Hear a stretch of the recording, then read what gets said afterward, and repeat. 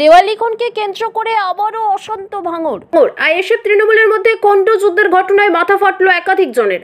এলাকায় ব্যাপক উত্তেজনা। ঘটনাস্থলে কলকাতা পুলিশের পোলেরহাট থানার পুলিশ। দেওয়াল দখলকে কেন্দ্র করে আইএসএফ তৃণমূলের মধ্যে খণ্ড যুদ্ধের ঘটনায় সোমবার জিরানগাছা বাগান আইট গ্রামে ছড়ালো ব্যাপক উত্তেজনা। দুপক্ষের মারধরের ঘটনায় আহত একাধিক। আইএসএফের দেওয়াল দখল করার অভিযোগ তৃণমূলের বিরুদ্ধে। পাল্টা তৃণমূলের অভিযোগ, বাড়ির মালিকের অনুমতি নিয়ে দেওয়াল লিখছিল তৃণমূল সমর্থকেরা। সেই সময় আইএসএফের কর্মীরা এসে তৃণমূল কর্মীদের মারধর করে। মারধরের ঘটনায় দুই পক্ষের বেশ কয়েকজন আহত। এলাকায় ব্যাপক উত্তেজনা ছড়ালে পোলেরহাট থানার বিরাট পুলিশ বাহিনী ঘটনাস্থলে পৌঁছে পরিস্থিতি নিয়ন্ত্রণে আনে। দাদা, কি ঘটনা ঘটেছে?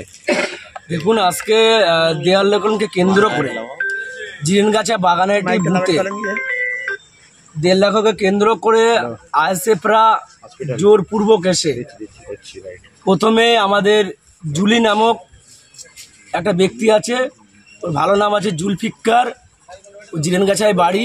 ও দেয়াল লিখতে যায়। দেয়াল লিখতে গেলে আইএসএফের কিছু দুষ্কৃতী তারা এসে হঠাৎ এসেই বলছে দেয়াল মোচ বলে মারধর শুরু করে দেয়।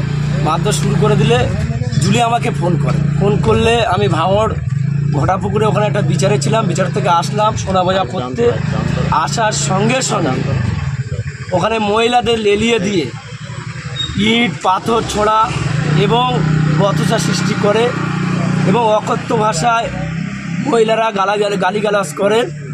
এইভাবে গালিগালাজ করতে করতে আমাদের 4-5 জনা ছেলেকে বেধড়ক ঘিরে মারধর করে। কজন আহত হয়েছে আপনার? আমাদের আহত 5-6 জনা হয়েছে। তো হসপিটালে আছে, হসপিটালে চিকিৎসা চলছে। ও আইএসএফ পক্ষ থেকে অভিযোগ করা হচ্ছে তাদের দেয়াল লেখা ছিল, সেই আইএসএফের দখলে ছিল, সেই দেয়াল তৃণমূল দখল করতে যায়। দেখুন, আমরা দেয়াল লিখি কাউকে মানে যার বাড়ি তাকে পারমিশন নিয়ে আমরা সারা সমগ্র মানে ভগবানপুর অঞ্চলে দেয়াল লিখতে গেলে তার বাড়ির পারমিশন নিই। সেই পারমিশনটা আমাদের আছে। দেখুন, রেজাউল মল্লিক, ওনার বাড়ি ওটা। ওনার বাড়ি বাবার নাম হচ্ছে ফকির মল্লিক লেক। ওনার বাড়ি জিরানগাছায়। ওনার দেয়ালকে লেখা হচ্ছিল, সেই পারমিশন আমাদের আছে। এমনকি আইএসএফের একজনকে মারধর করা হয়েছে আপনাদের বিরুদ্ধে অভিযোগ উঠছে। দেখুন, ওরা হচ্ছে কত বড় নাটকবাজ তা আপনারা ইলেকট্রিক মিডিয়ার মাধ্যমে বারবার দেখেছেন। আজকেরও তার নজিরবিহীন ঘটনা। আজকে কে আঘাত হয়েছে ওরা পরে এসে ওদের কাছে টোটাল ফুটেজ আছে। আমি জাভা থেকে নিয়ে টোটাল ফুটেজ আছে। যদি সত্যিকারে ওরা মুসলিম সম্প্রদায়ের ধর্ম অবলম্বনকারী যদি মানুষ হয় তাহলে ওরা ওই ফটোটাই দেখাক যে আমাদের ছেলেরা ওদেরকে মেরেছে।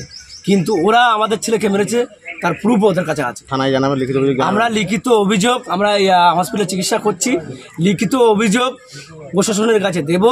প্রশাসন তার যথাযথ ব্যবস্থা নেবে, প্রশ্নই নেই। আমি নিশ্চিত আইএসএফের নেতারাও আসছেন। শোনো, আমি যাদবপুরের মানুষের প্রার্থী হয়ে দাঁড়িয়েছি। আমার এখানে বামপন্থী না আইএসএফ না কংগ্রেস বিচার করার প্রশ্ন নেই। তৃণমূল বিজেপিকে হারাতে হবে। এই দুটো দল মিলে একদম অতিষ্ঠ করে দিচ্ছে, মানুষের জীবন শেষ করে দিচ্ছে। আইএসএফের কর্মীরা তৃণমূলের বিরুদ্ধে লড়েছে, রক্ত ঝরিয়ে লড়েছে। তা আজকে তাদের যদি রক্ত ঝরে তার পাশে এসে দাঁড়াবো না? 100 বার দাঁড়াবো। আমরা সব একসাথে আছি, আমাদের লড়তে হবে। আমি যা শুনলাম এখানে এটা প্রথম না, ভাঙড় 2তেও এর আগের দিন একটা এরকম ঘটনা ঘটেছে এরকম। তারপরে আজকে এইটা। তৃণমূল যদি এইটা শুরু করে তাহলে কিন্তু মুশকিল আছে। তাহলে ওদের বুঝতে হবে যে এর যেটা প্রত্যাঘাত আসবে, পাল্টা ব্যাকল্যাশ আসবে মানুষের, সেইটা ওদের পক্ষেও অসুবিধা হবে। কেউ ওইটা চাইছে না। আমরা আইনের উপর সকলে ভরসা রাখি, গণতন্ত্রে বিশ্বাস করি। ফলত যে যার দেওয়াল লিখুক, যে যার কথা বলুক, তারপরে মানুষ বেছে নেবেন। ভাঙড়ের মানুষ শান্তিপূর্ণভাবে নির্বাচন চান।